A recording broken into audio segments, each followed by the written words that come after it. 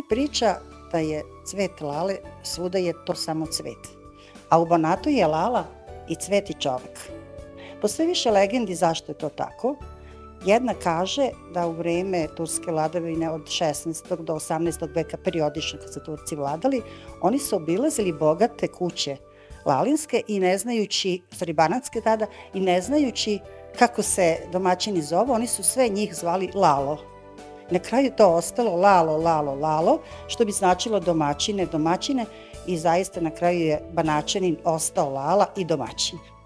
To je jedna od priča. Druga koja je možda verovatnija i zanimljivija, to je da, poznato je da je omiljeni cvet Habsburške carice Marije Terezije bila lala.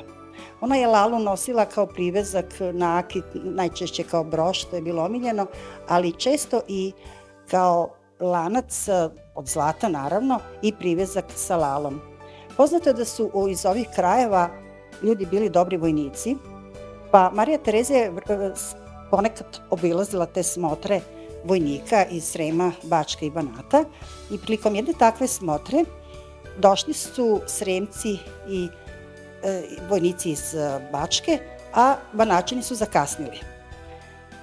Carica Marija Terezija je podelila to ordenje i medalje koje je imala, iščekujući da će Banačani da se pojave, i zaista oni su se u jednom trenutku pojavili i ona je rekla: evo stigoše i moje lale.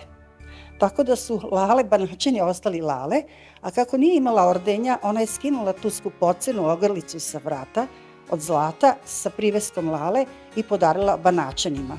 Sad Banačani, kako bi bili, da kažemo, u znak zahvalnosti, ali možda malo i da se dodvore carici, oni su često motiv lale koristili u svakodnevnoj upotrebi.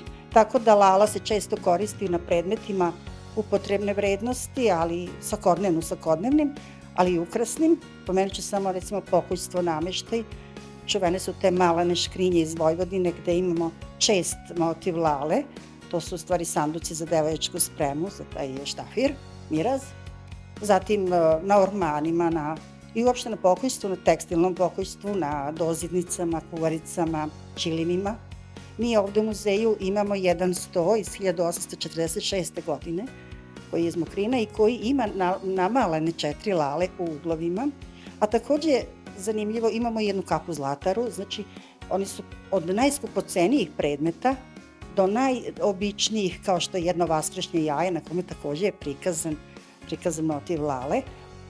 Tako da se taj motiv odomaćio ovde u Banatu i kao cvet lala, on posebno ne miriše kao jorgovan, kao ruža, ali je svakako simbol dostojanstva, jednog napretka i bogatstva.